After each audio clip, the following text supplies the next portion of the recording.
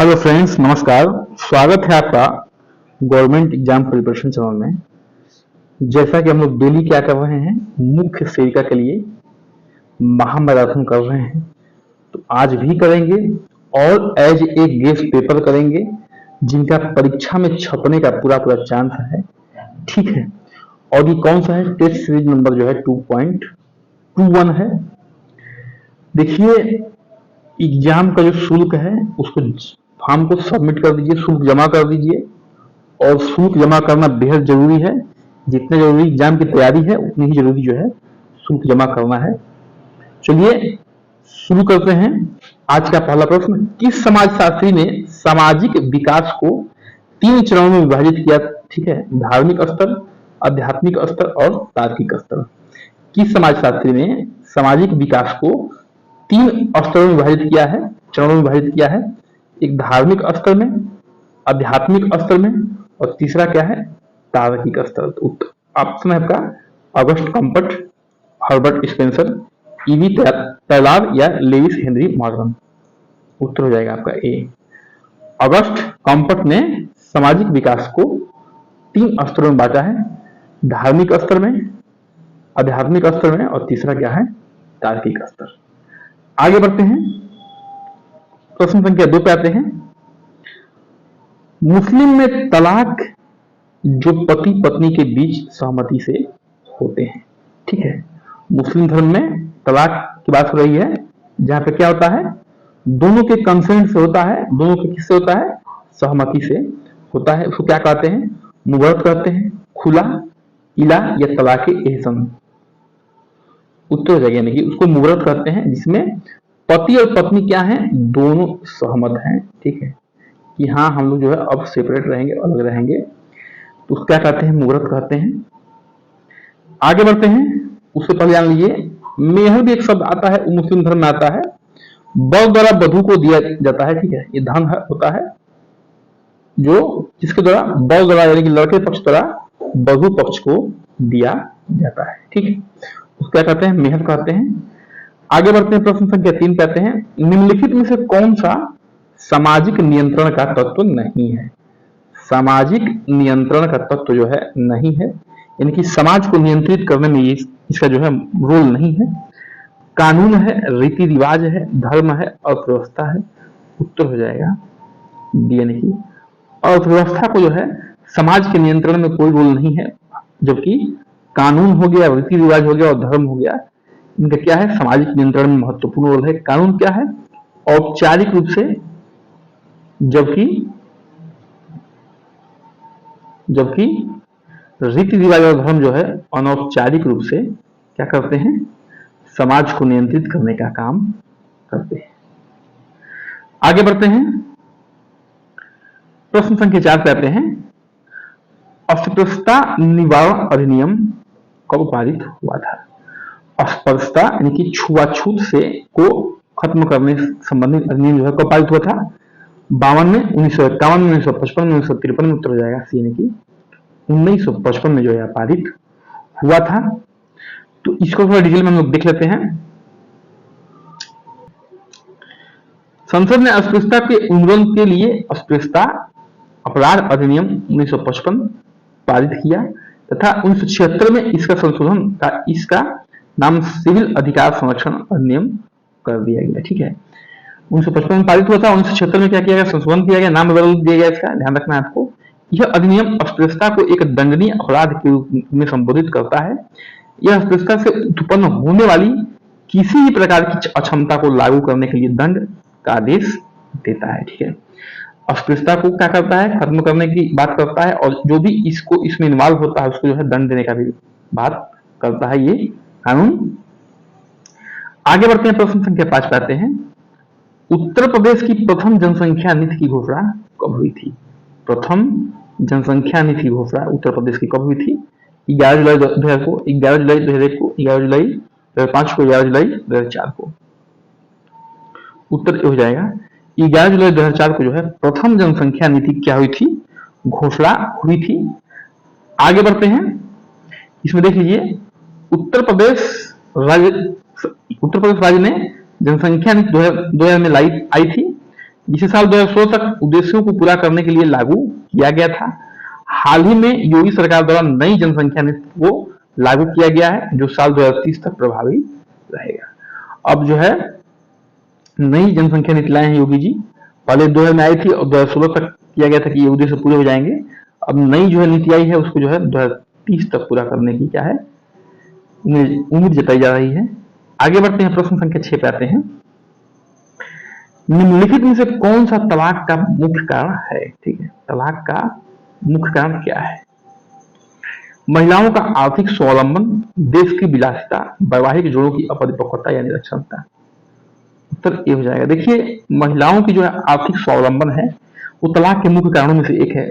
इसका कारण क्या है कि अब महिलाएं आर्थिक स्वावलंबन में यानी कि अपने आप अपने पैरों पर खड़ा हो रही हैं, तो जो भी उनके खिलाफ शोषण हो रहा है, चाहे वो घरेलू शोषण हो चाहे जिस तरह का हो, ठीक है, उसके खिलाफ क्या है, वो आवाज उठाने के क्या है, लायक हो गई हैं। अब जो है हम अपने पैरों पर खड़ा रह सकते हैं, अपना जीवन यापन कर सकते हैं, तुम्हारा शोषण हम नहीं सहेंगे। ठीक है, उसका उत्तर क्या हो जाएगा? ए हो जाएगा। आगे बढ़ते हैं, प्रश्न संख्या 7 पे आते हैं। भाई भतीजावाद, पक्षपात और सत्ता का दुरुपयोग सभी इसके उदाहरण है। ठीक है, भाई भतीजावाद करना, पक्षपात करना, सत्ता का दुरुपयोग करना किसके उदाहरण है? भ्रष्टाचार के, निरक्षरता के, संघर्ष के, सामाजिक पूर्ण एकता के। उत्तर हो जाएगा यानी कि भ्रष्टाचार की। कुछ प्रश्न बहुत ही सिंपल हैं, लेकिन कुछ प्रश्न क्या है, बहुत ही कठिन रखा गया है। देखिए, प्रश्न ऐसे ही बनेंगे, बहुत ही टफ भी बनेंगे, औसत भी बनेंगे और बिलो एवरेज भी बनेंगे। ठीक है, सबकी तैयारी करनी है, लेकिन हम ऐसे प्रश्नों को रखे हैं कि इनके एग्जाम में आने के पूरे चांस बनते हैं। ठीक है, इसलिए जो है इन प्रश्नों को रखा गया है। आगे बढ़ते हैं। लोग जो है एडवांस पढ़ने के चक्कर में बेसिक्स को भूल जाते हैं और वहां भी मार खा जाते हैं वो। प्रश्न संख्या 8 कहते हैं, जनसंख्या के वितरण को प्रभावित करने वाले प्रमुख कारक हैं। देखिए, जनसंख्या के वितरण को प्रभावित करने वाले प्रमुख कारक कौन से हैं? आप लोग थोड़ा सा भूगोल पढ़े होंगे तो औद्योगिक विकास है, जलवायु है, सामाजिक विकास है, आर्थिक विकास है। देखिए, सब कारण है थोड़ा थोड़ा, लेकिन सबसे मुख्य कारण क्या है? जलवायु। इसका बहुत बड़ा इम्पैक्ट है, बहुत ज्यादा इम्पैक्ट है इस पे, जनसंख्या वितरण पे। ठीक है, अगर देखिए पहाड़ी एरिया है या बहुत ज्यादा जहां पे गर्मी पड़ती है, हीट होती है, ऐसे क्षेत्रों में क्या होता है? विरल जनसंख्या होती है, विरल जनसंख्या। लेकिन कोई मैदानी भाग है जहां फसल अच्छे होते हैं, पानी की सुविधाएं हैं, वहां जनसंख्या क्या होती है? घनत्व तो क्या होता है? ज्यादा होता है, हाई डेंसिटी होती है, हाई डेंसिटी होती है। ठीक है, इसकी जनसंख्या की। आगे बढ़ते हैं, प्रश्न संख्या 9 पे आते हैं। प्रत्यक्ष और अप्रत्यक्ष नियंत्रण की अवधारणा कार्ल मनहीम अपने किस पुस्तक में दी है? ठीक है, कार्ल मनहीम ने अपने किस पुस्तक में दी है? किसकी? प्रत्यक्ष और अप्रत्यक्ष नियंत्रण की अवधारणा को।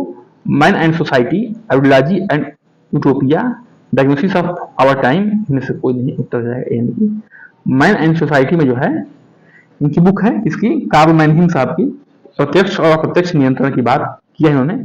ठीक है, देखिए, हम लोग जो भी आपके लिए लाते हैं, एवरीथिंग इज फ्री, और बस हम आपसे इतना ही करते हैं, एक रिक्वेस्ट करते हैं कि प्लीज प्लीज प्लीज चैनल को आप लोग सब्सक्राइब कर लीजिए। ठीक है, लाइक करिए, शेयर करिए। देखिए, जो चैनल आपको इंटरटेनमेंट देते हैं वो त्वरित इंजॉय तो आपसे उससे होता है, लेकिन हम लोग क्या करते हैं, आपके जीवन को सुनहरा बनाने का काम करते हैं। जो भी शिक्षक होता है उसकी बात कर रहे हैं। और ये पढ़ने में तो बड़ा बोरिंग लगता है, लेकिन जब एक बार आपका करियर फिक्स हो जाता है, नौकरी मिल जाती है, तो इतना आनंदमय जीवन हो जाता है। तो क्यों ना जो है जीवन को सुनहरे बनाने वाले लोगों का साथ दिया जाए। ठीक है, तो इसलिए कहते हैं थोड़ा सा इसको आप लोग ध्यान दीजिए। आगे बढ़ते हैं, प्रश्न संख्या 10 पे आते हैं। निम्नलिखित में से कौन सामाजिक गतिशीलता का अध्ययन किया है? ठीक है, निम्नलिखित में से कौन जो है सामाजिक गतिशीलता का अध्ययन किया है? पीए सरोकिन ने, ई बुगार्डस ने, मैक्स वेबर ने या जी सिमोन ने? उत्तर जाएगा पीए सरोकिन साहब ने सामाजिक गतिशीलता का क्या किया है? अध्ययन किया है। आगे बढ़ते हैं, प्रश्न संख्या 11 पे आते हैं। निम्नलिखित में से किस वर्ष में भारत में प्रजनन और बाल स्वास्थ्य परियोजना का पहला चरण शुरू किया गया था? निम्न में से किस वर्ष में भारत में प्रजनन और बाल स्वास्थ्य परियोजना, ठीक है, का पहला चरण शुरू किया गया था 1995, 2000, 2005, 1997 उत्तर जाएगा, यानी कि 1997 में इसको शुरू किया गया था प्रजनन और बाल स्वास्थ्य परियोजना को। तो इसको थोड़ा सा देख लेते हैं डिटेल में। देखिए, प्रजनन एवं बाल स्वास्थ्य कार्यक्रम में से माताओं और बच्चों का स्वास्थ्य सुधरता है और उनके जीवित रहने की संभावना को किया जाता है, बढ़ाया जाता है। इससे पूरा परिवार सुखी और खुशहाल रहता है। गांव के हर परिवार को प्रजनन एवं बाल स्वास्थ्य सेवाओं का लाभ पहुंचाने के लिए प्रधानों का सहयोग और समर्थन बहुमूल्य होता है। ठीक है, आगे बढ़ते हैं। प्रश्न संख्या 12 पे आते हैं। जननी सुरक्षा योजना किस वर्ष लागू की गई थी? ठीक है, जननी सुरक्षा योजना जो है किस वर्ष लागू की गई थी, इसकी बात हो रही है। 2000, 2004, 2005, 2011 उत्तर जाएगा सी, नहीं 2005 में लागू की गई थी इसको। तो इसको देख लेते हैं हम लोग। भारत सरकार की स्वास्थ्य एवं परिवार कल्याण मंत्रालय द्वारा प्रायोजित योजना है, जिसकी प्रारंभ जो है 2005 में किया गया था। ठीक है, इसके अंतर्गत गरीबी रेखा से नीचे जीवन यापन करने वाली महिलाओं को संस्थागत प्रसूति कराने के लिए 1000 रुपए की आर्थिक सहायता प्रदान की जाती है। आगे बढ़ते हैं। प्रश्न संख्या 13 पे आते हैं।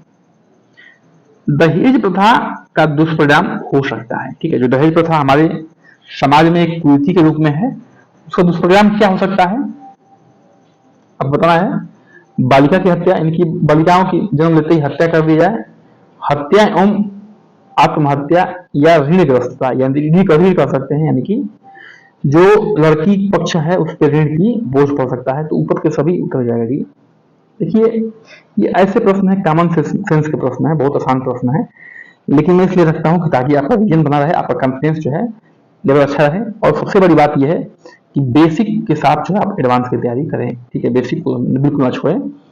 टाइफाइड के संक्रमण काल हैं। ठीक है, टाइफाइड का संक्रमण काल क्या है? 2 से 7 दिन, 9 से 11 दिन, 7 से 21 दिन, 15 से 30 दिन उत्तर जाएगा सीन की। टाइफाइड जो संक्रमण काल है वो 7 से 21 दिन के बीच में रहता है। ठीक है, तो इसको थोड़ा देख लेते हैं। टाइफाइड को आंत ज्वर भी कहते हैं हिंदी में।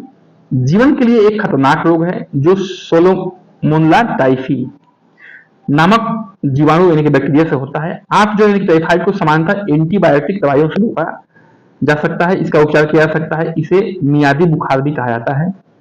यह रोग विश्व के सभी भागों में होता है। यह किसी संक्रमित व्यक्ति के मल से मलिन हुए जल या खाद्य पदार्थों के खाने पीने से होता है। ठीक है, तो इसको ध्यान रखना है, ऐसे थोड़ा सा बच के रहना है उनके मल से। आगे बढ़ते हैं। प्रश्न संख्या 15 पे आते हैं। शिशु के जन्म के कितने दिन बाद मां की मौत मातृ मृत्यु दर में आता है? ठीक है, ये WHO का ये है कि अगर शिशु के मृत्यु के कितने दिन बाद, अगर कितने दिन के अंदर मरती है तो वह जो है मातृ मृत्यु दर में आ जाएगा। 15 दिन, 30 दिन, 28 दिन, 42 दिन। 42 दिन के अंदर अगर मां मरती है तो मातृ मृत्यु दर जो है श्रेणी में आ जाएगी। आगे बढ़ते हैं। प्रश्न संख्या 16 पे आते हैं। सामान्य प्लेसेंटा का समय से पहले अलग हो जाना कहलाता है। जो प्लेसेंटा होता है उसको समय से पहले अलग हो जाना क्या कहलाता है? एब्रिप्टियो प्लेसेंटा, प्लेसेंटा प्रेविया, प्लेसेंटा इनक्रेटा, या इनमें से कोई नहीं। ठीक है, उत्तर हो जाएगा यानी कि एब्रिप्टियो। ठीक है, कुछ लोग एब्रिप्टियो भी लिखते हैं। ठीक है, प्लेसेंटा एब्रिप्टियो प्लेसेंटा कहा जाता है, यानी कि प्लेसेंटा को समय से अलग हो जाने को एब्रिप्टियो प्लेसेंटा कहते हैं। आगे बढ़ते हैं। प्रश्न संख्या 17 पे आते हैं। पोलियो वैक्सीन के भंडारण के लिए आदर्श तापमान है। जो पोलियो का वैक्सीन होता है बच्चों के लिए, उसको स्टोर करने के लिए सबसे अच्छा तापमान कौन सा है? कितने तापमान पे जो है इसको स्टोर करना चाहिए? -5 degree Celsius, -20 degree Celsius, -15 degree Celsius, या -10 डिग्री सेल्सियस? उत्तर भी हो जाएगा -20 डिग्री सेल्सियस जो है इसका तापमान को रखना चाहिए, मतलब कि इसको स्टोर करने के लिए। बहुत लोग नहीं रखते हैं। ठीक है, लेकिन जो आदर्श की बात होती है तो आदर्श की बात में जो है हम लोग वही लिखेंगे जो होना चाहिए। आगे बढ़ते हैं। प्रश्न संख्या 18 पे आते हैं। कौन सी आय जो है जिज्ञासा की आय होती है? ये बालक की बात हो रही है। बालक की कौन सी आय जो है जिज्ञासा की आय होती है? जिज्ञासा माने उसको जो है प्रकृति में क्या हो रहा है हलचल, उसको जानने की क्या होती है, बहुत ज्यादा इच्छा होती है, ठीक है। इच्छा, जिज्ञासा मतलब होती है इच्छा, ठीक है। 10 से 12 वर्ष, 8 से 12 वर्ष, 6 से 8 वर्ष, 2 से 6 वर्ष, तो उत्तर हो जाएगा डी, यानी कि 2 से 6 वर्ष के बच्चे को जो है बहुत ज्यादा जिज्ञासा होती है, उसको जो है अपने घर वालों से पूछताछ करने की और प्रकृति में जो भी हलचल हो रहा है उसको जानने की। और बच्चा जो है 24 से 48 मंथ के बीच का है तो उसको टोडलर कहते हैं। क्या कहते हैं? टोडलर कहते हैं, ठीक है। आगे बढ़ते हैं, प्रश्न संख्या 19 पे आते हैं। मांस का लाल रंग जो है किसके कारण होता है? मांस का लाल रंग जो है किसके कारण होता है? मायोग्लोबिन की वजह से, हीमोग्लोबिन की वजह से, मायोसिन की वजह से या एक्टिन की वजह से, उत्तर जाएगा। यानी कि मांस का लाल रंग जो है मायोग्लोबिन की वजह से होता है, और जो खून का रंग होता है वो लाल किसकी वजह से होता है? वो होता है हीमोग्लोबिन की वजह से, ठीक है। तो मायोग्लोबिन की वजह से जो है मांस का रंग क्या होता है? लाल होता है, इतना आपको जानना है। तो इसके बारे में थोड़ा डिटेल देख लेते हैं। मायोग्लोबिन क्या है? एक लोहे और ऑक्सीजन बाध्यकारी प्रोटीन है जो सामान्य रूप से और लगभग सभी स्तनधारियों में केशनुक के मांसपेशियों के ऊतकों में पाया जाता है, ठीक है। प्रश्न संख्या 20 पे आते हैं। वृषण का कार्य क्या है? ठीक है, वृषण का कार्य क्या है? अंग्रेजी में इसको टेस्टिस भी कहते हैं, ठीक है। शुक्राणु का निर्माण करना, टेस्टोस्टेरोन एंजाइम का स्राव करना, ऊपर के सभी इनमें से कोई नहीं, उत्तर हो जाएगा सी, यानी कि दोनों काम है इसका, ठीक है। शुक्राणु का निर्माण करना यानी कि फॉर्मेशन ऑफ स्पर्म और सिक्रेशन ऑफ टेस्टोस्टेरोन, ठीक है, दोनों काम करता है ये क्या? टेस्टिस यानी कि वृषण। आगे बढ़ते हैं, प्रश्न संख्या 21 पे आते हैं। एक शिशु घुटने के बल चलना जिस आयु में प्रारंभ करता है यह है, ठीक है। एक शिशु जो होता है घुटने के बल चलना प्रारंभ करता है, यानी कि उसको वह उम्र कितनी होती है? 3 से 5 महीना, 7 से 9 महीना, 10 से 12 महीना, उत्तर 1 से 7 महीना, उत्तर हो जाएगा बी, यानी कि 7 से 9 महीने में जो है घुटने के बल जो है बच्चा चलना शुरू कर देता है। देखिए ये जो है क्या है, एक समानता इसको रखा गया है। कुछ बच्चे बहुत थोड़ा धीमे विकास करते हैं तो बाद में चलते हैं, कुछ पहले चलते हैं, आप लोग ऐसा सोच सकते हैं। लेकिन जो भी बात होती है वो सामान्य होती है, जो सामान्य लाइफ में चलन में होता है उसकी बात होती है, ठीक है। आपको एक सेक्शन पे नहीं आना, तो इसलिए जो है ये बात ध्यान रखना है आपको, तो याद रखना है आपको, ठीक है। प्रश्न संख्या 22 पे आते हैं। धीमा विकास करने वाले बच्चे की पहचान क्या है? ठीक है, धीमा विकास करने वाले बच्चे की पहचान क्या है? भावनात्मक व्यवहार में देरी, सामाजिक व्यवहार में देरी, गति व कुशलता में देरी, बोलने में देरी। देखिए जो धीमा विकास करता है बच्चा, उसके गति व कुशलता में थोड़ा देरी होती है, उसकी मूवमेंट में, शरीर के मूवमेंट में देर से चलेगा, ठीक है, देर से शरीर का मूवमेंट होगा, उसकी थोड़ा सा कुशल नहीं होगा, हल्का सा जो है उसमें आलसीपन होगा, तो वो धीमा विकास करता है। बाकी जो है अन्य से आप नहीं पता लगा सकते हैं कि बच्चे का विकास धीमा हो रहा है तेज हो रहा है। प्रश्न संख्या 23 कहते हैं एमपीओ का फुल फॉर्म क्या है? ठीक है, खाद्य पदार्थों से संबंधित है ये। एमपीओ का फुल फॉर्म क्या है? Meat product order, milk product order, milk product organization या मीट प्रोडक्ट ऑर्गेनाइजेशन, उत्तर हो जाएगा मीट प्रोडक्ट ऑर्डर जो है एमपीओ का फुल फॉर्म है। आगे बढ़ते हैं, प्रश्न संख्या 24 पे आते हैं। बुजुर्गों के इलाज को कहा जाता है, बताइए बुजुर्गों के इलाज को क्या कहा जाता है? जो बुजुर्ग होते हैं यानी कि जो ओल्ड एज के लोग होते हैं, ठीक है, उनके इलाज को क्या कहा जाता है? आयुपार, परिपक्वता, जड़ा चिकित्सा या टूट फूट, उत्तर सी हो जाएगा, जड़ा चिकित्सा कहा जाता है जो बुजुर्ग होते हैं उनके इलाज को, ठीक है। आगे बढ़ते हैं, प्रश्न संख्या 25 पे आते हैं। डैश एक प्रक्रिया है जिसमें नवजात बच्चे को संस्कृत में ढाला जाता है और संस्कृति में, ठीक है, संस्कृति होगा वहां पे, संस्कृति में ढाला जाता है जिससे उसे समाज की स्वीकृति स्वीकार किया जाता है, ठीक है, सॉरी एक ऐसी प्रक्रिया जिसमें नवजात बच्चे को संस्कृति में ढाला जाता है, यानी कि उस क्षेत्र के संस्कृति में ढाला जाता है जिससे उसे समाज में क्या मिलती है? समाज में स्वीकृति मिलती है, या समाज को जो है समाज उसको स्वीकार करता है, उसको समाजीकरण कहते हैं, विकास कहते हैं, परिपक्वता कहते हैं, कोई नहीं, उत्तर हो जाएगा उसको समाजीकरण कहते हैं। समाजीकरण का एक तरह से क्या है? परिभाषा है। आगे बढ़ते हैं, प्रश्न संख्या 26 पे आते हैं। MMR टीकाकरण कितने महीने में दिया जाता है? ठीक है, जो MMR टीकाकरण है वो कितने महीने में दिया जाता है? 1 महीना, 15 महीना, 18 महीना या 2 साल, उत्तर भी हो जाएगा, माना कि 15 महीने में जो है MMR का टीका लगता है। पहले तो MMR का फुल फॉर्म आप लोग जान लीजिए, ठीक है, खसरा, मम्स, रूबेला, ठीक है। मिजल मम्स रूबेला, ठीक है, मिजल मम्स रूबेला इसका फुल फॉर्म है। मिजल मम्स एंड रूबेला का टीका इन तीनों बीमारियों से बच्चों या वयस्कों को रक्षा करने के लिए लगता है। प्रश्न संख्या 27 पे आते हैं। पाश्चीकरण यानी कि पाश्चराइजेशन मुख्य रूप से किसके लिए किया जाता है? जो दूध का पाश्चराइजेशन होता है उसको जो है किसके लिए मुख्य रूप से किया जाता है? सभी सूक्ष्म जीवों को मारने के लिए, सभी रोग प्रवर्तक सूक्ष्म जीवों को नष्ट करने के लिए, एंजाइमों को स्थिर करने के लिए, या अशुद्धियों को दूर करने के लिए। उत्तर भी हो जाएगा। देखिए, जो भी रोग को पैदा करते हैं इंसान में, उनको मारने के लिए जो है पाश्चीकरण का प्रयोग किया जाता है। इसमें क्या होता है, एक विशेष टेम्परेचर तक दूध को गर्म किया जाता है, उसके बाद ठंडा करके पैकेट में पैक करके मार्केट में सेल के लिए भेज दिया जाता है।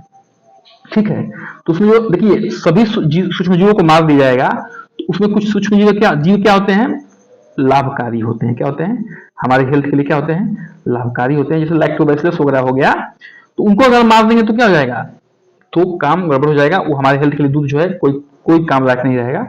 इसलिए जो है ऑप्शन ए आपका सही नहीं था, ऑप्शन बी इसलिए आपका सही होगा। आगे बढ़ते हैं प्रश्न संख्या 28 अन्य सवाल जान लीजिए कि ईथर कार्बन टेट्राक्लोराइड और क्लोराइड में घुलनशील होता है क्या? वसा। वसा यानी कि फैट।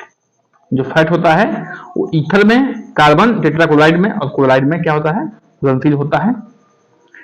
आगे बढ़ते हैं प्रश्न संख्या 28 कहते हैं निम्नलिखित में से किसे अधिकतम मात्रा में ऊर्जा की आवश्यकता होती है? जो समाज में काम करते हैं उनमें सबसे अधिक मात्रा में ऊर्जा की आवश्यकता किसे होती है? शिक्षक, क्लर्क, गृहिणी या पत्थर तोड़ने वाली को? उत्तर हो जाएगा डी। पत्थर तोड़ने वाले को जो है सबसे अधिकतम मात्रा में किसकी आवश्यकता होती है? ऊर्जा की आवश्यकता होती है, क्योंकि वो फिजिकल वर्क ज्यादा करता है। ठीक है, फिजिकल वर्क ज्यादा करता है, इसलिए इन चारों में जो ऑप्शन दिया है उसकी बात हो रही है।